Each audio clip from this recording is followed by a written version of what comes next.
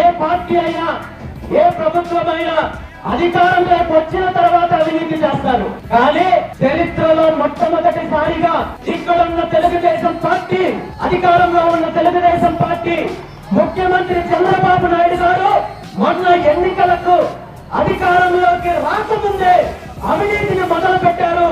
దానికి పునాది కరేడు నుండినే మొదలైందనే విషయాన్ని